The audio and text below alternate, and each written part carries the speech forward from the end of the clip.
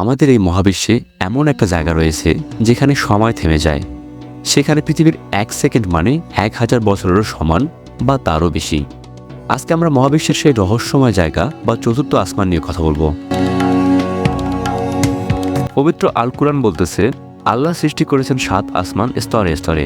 আমরা প্রথম, দ্বিতীয়, তৃতীয় আসমানের রহস্য কিছুটা হলেও জানি, কিন্তু চতুর্থ আসমান এটা যেন এক অজানা সীমানা, যেখানে সময়, আলো আর শক্তির নিয়ম পৃথিবীর মতো নয়। আজ আমরা জানবো চতুর্থ আসমান সম্পর্কে, যেখানে বিজ্ঞান ও ইসলাম কি বলেন।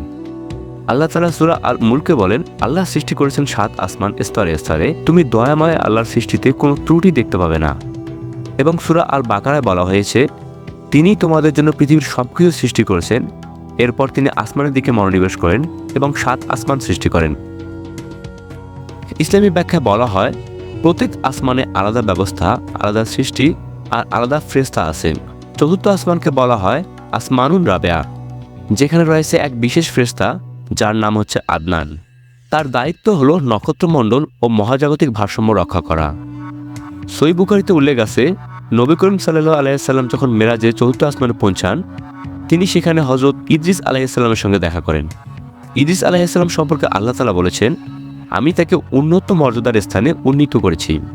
এই উন্নত স্থান বলতে অনেক তাফসীরকারক মনে করেন এটাই চতুর্থ আসমান, আর সেখানে নবী ইদ্রিস আলাইহিস সালাম এখনও জীবিত অবস্থায় আছেন, কারণ সেখানে সময়ের নিয়ম একেবারেই ভিন্ন। এখন আসি বিজ্ঞানের দৃষ্টিতে। আমরা জানি মহাবিশ্বে রয়েছে বহু স্তর ও মাত্রা। আধুনিক পদার্থবিজ্ঞানে বলা হয়, আমরা যে 3টি মাত্রা দেখি, দৈর্ঘ্য, প্রস্থ ও উচ্চতা, তার বাইরেও আরও চতুর্থ মাত্রা হলো সময়। আর পঞ্চম, ষষ্ঠ, এমনকি সপ্তম মাত্রা, যেখানে পদার্থের গঠন, আলো, এমনকি সময়ের গতিও আলাদা। বিজ্ঞানীরা মাল্টিভার্স থিওরিতে বলেছেন, আমাদের মহাবিশ্বের বাইরেও রয়েছে একাধিক স্তর, যেখানে ভিন্ন শক্তি, ভিন্ন স্পেস টাইম আইন কাজ করে। যা শুনলে মনে হয় কুরআনে উল্লেখিত 7 আসমান আসলে বহু স্তরীয় মহাবিশ্বেরই ইঙ্গিত। চতুর্থ আসমানকে অনেক বিজ্ঞানী একটি quantum layer of the universe হিসেবে মনে করেন, যেখানে সময় 1 সেকেন্ড মানে পৃথিবীর 1000 বছর। যে কারণে নবী ইদ্রিস আলাইহিস সালাম সেখানে আজও জীবিত অবস্থায় আছেন, যদিও পৃথিবীর দিক থেকে এটা 1000 বছর পেরিয়ে গেছেন। চতুর্থ আসমানে ইসলামী ব্যাখ্যায় বলা হয় আল মাকান আল রাবি, অর্থাৎ এক শান্ত ও আলোয় ভরা স্তর। এখানে ফেরেশতারা দোয়া আর আমলের হিসাব নিয়ে উপরে পাঠায়।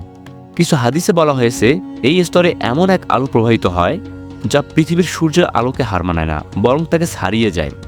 এখানেই রয়েছে নূরের ভান্ডার, যেখান থেকে ফেরেশতারা পৃথিবীতে রহমত ও অনুপ্রেরণা নিয়ে আসেন। বলা হয়, এই আসমানের নিচের অংশে ফেরেশতারা রাতের নামাজে যারা আল্লাহকে স্মরণ করে, তাদের জন্য দোয়া আল্লাহর দরবারে পৌঁছে দেন। চতুর্থ আসমান আমাদের চোখে অদৃশ্য, কিন্তু কুরআন ও বিজ্ঞানের মেলবন্ধনে আমরা বুঝি এটা কল্পনা নয়, বরং বাস্তবের এক অদেখা দিক, যেখানে সময় থেমে থাকে, আলো ভিন্নভাবে ছড়ায়, আর ফেরেশতারা নিয়ন্ত্রণ করেন মহাবিশ্বের ভারসাম্য। একজন মুমিনের জন্য এটা বিশ্বাসের জায়গা, আর একজন বিজ্ঞানীর জন্য এক অনন্ত অনুসন্ধান। দর্শক, এই ছিল আমাদের আজকের ভিডিওটি ভালো লাগলে লাইক, কমেন্ট এবং শেয়ার করবেন। ধন্যবাদ সবাইকে।